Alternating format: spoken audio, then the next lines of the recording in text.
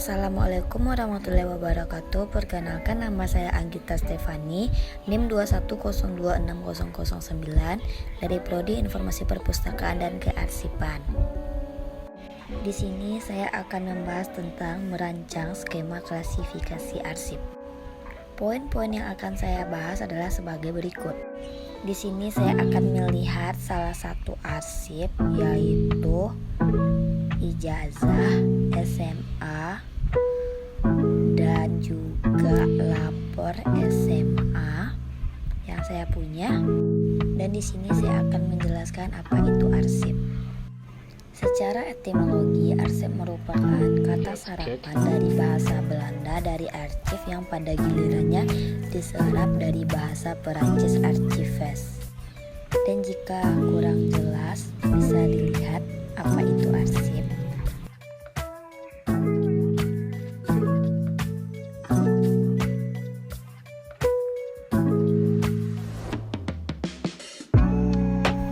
Secara umum, arsip diartikan sebagai catatan rekaman kegiatan atau sumber informasi dengan berbagai macam bentuk yang dibuat oleh lembaga, organisasi, maupun perseorangan dalam rangka pelaksanaan kegiatan.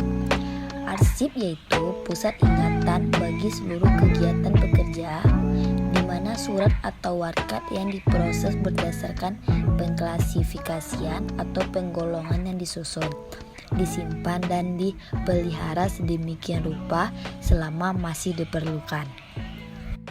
Jika kurang jelas, ini apa itu arsip secara umum.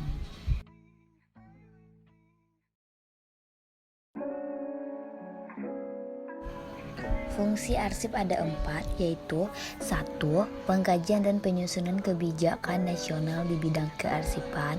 2. Koordinasi kegiatan fungsional dalam pelaksanaan tugas lembaga. 3. Fasilitasi dan pembinaan terhadap kegiatan instansi pemerintah di bidang kearsipan. 4. Penyelenggaraan pembinaan dan pelayanan administrasi umum.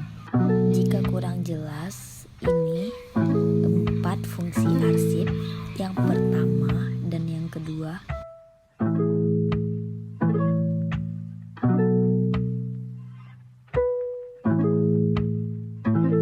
Dan ini fungsi arsip yang ketiga sama yang keempat.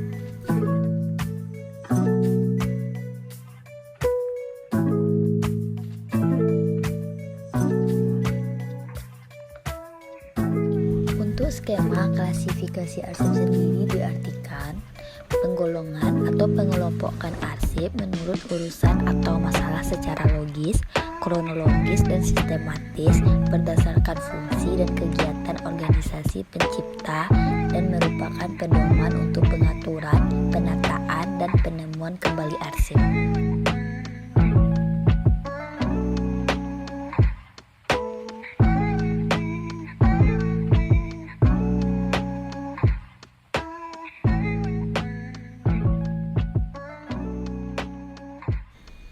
Dan tujuan klasifikasi. Tujuan pengklasifikasian arsip adalah untuk menjamin pengelolaan arsip aktif secara efektif dan efisien.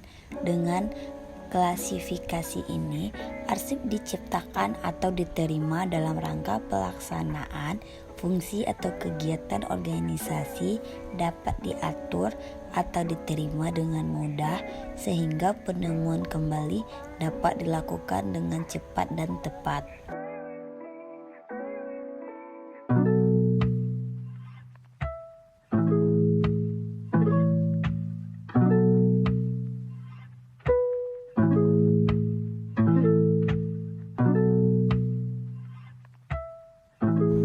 Dan selanjutnya saya akan menjelaskan tentang unsur klasifikasi arsip.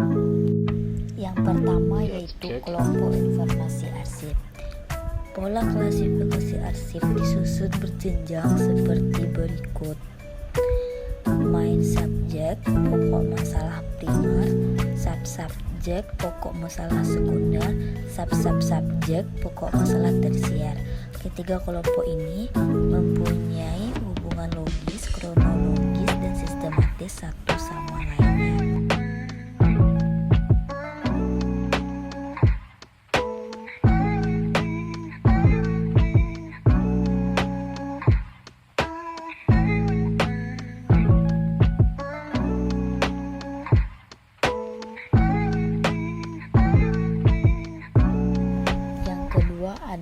Kode arsip. Kode arsip adalah tanda pengenal urusan arsip dari klasifikasi sebagai penuntun ke tempat arsip itu berada. Pada dasarnya ada 3 unsur kode, yaitu kode huruf, kode angka, dan gabungan huruf dan angka.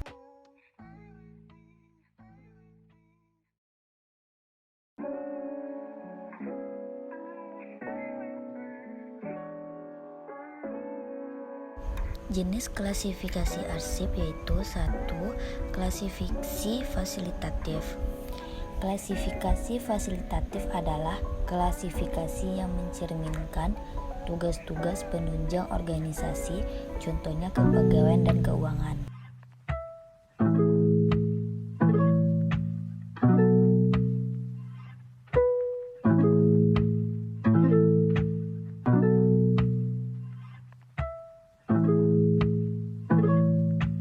Yaitu klasifikasi substantif. Klasifikasi substantif adalah klasifikasi yang mencerminkan tugas-tugas operasional atau pokok organisasi.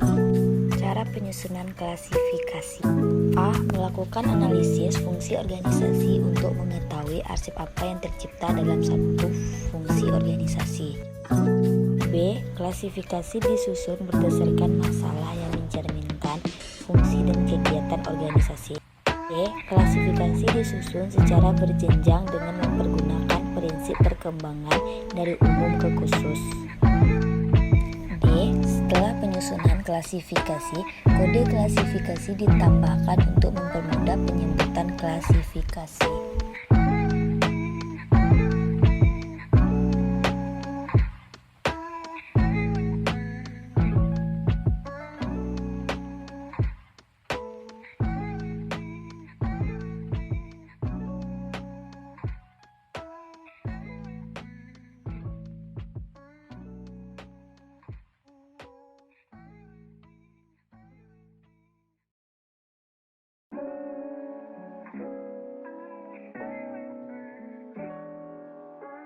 Indeks arsip adalah tanda pengenal berkas atau judul berkas.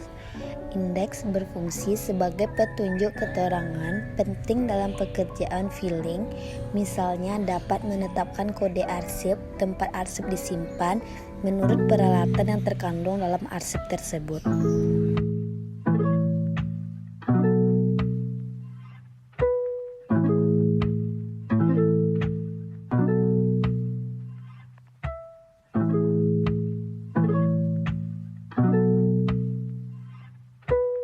Kegunaan indeks: yang pertama, untuk mengelompokkan atau menyatukan. Yang kedua, sebagai sarana penemuan kembali arsip.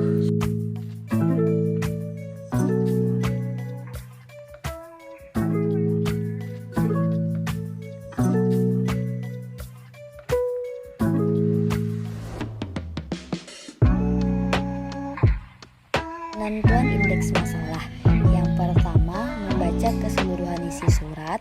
Yang kedua, menentukan isi ringkas. Yang ketiga, tentukan kata yang paling menonjol. Yang keempat, singkat, jelas, dan padat. Yang kelima, bersifat kebendaan.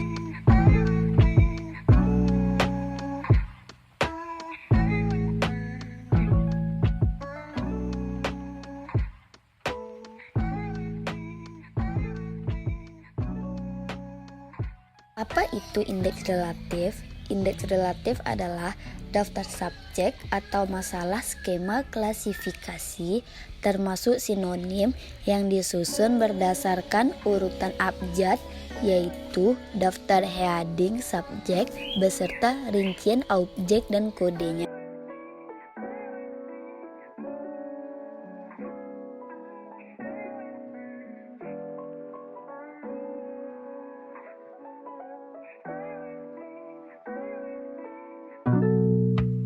Cara menyusun indeks relatif ada dengan 2 cara. Yang pertama, 1. Aturan kamus. Subjek-subjek yang tercantum dalam skema klasifikasi disusun menurut urutan abjad sebagaimana susunan kata-kata di dalam kamus.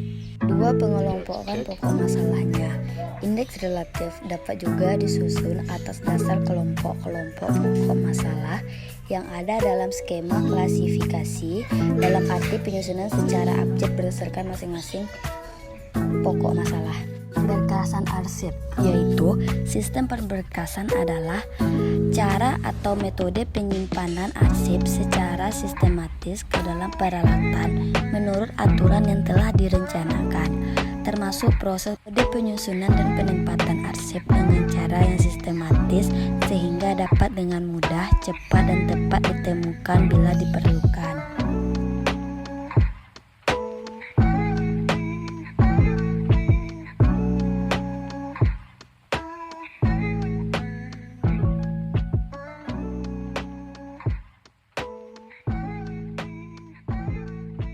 Tujuan pemberkasan arsip: yang pertama, ketepatan dan kecepatan dalam penemuan kembali.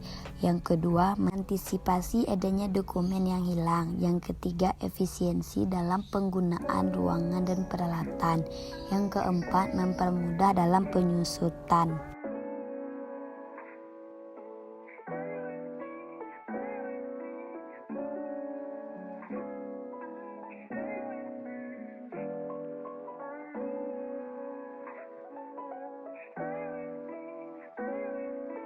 Peralatan pemberkasan arsip: yang pertama, filing cabinet. Yang kedua, roll opak atau rak bergerak. Yang ketiga, sekat atau guide. Fungsinya mengelompokkan arsip berdasarkan urutan abjad sehingga akan mempermudah untuk menentukan lokasi arsip secara tepat dan cepat, dan jenisnya primer, sekunder, dan tersier. Sampai di situ video presentasi saya tentang merancang skema klasifikasi arsip. Jika ada kurang, mohon dimaafkan. Assalamualaikum warahmatullahi wabarakatuh.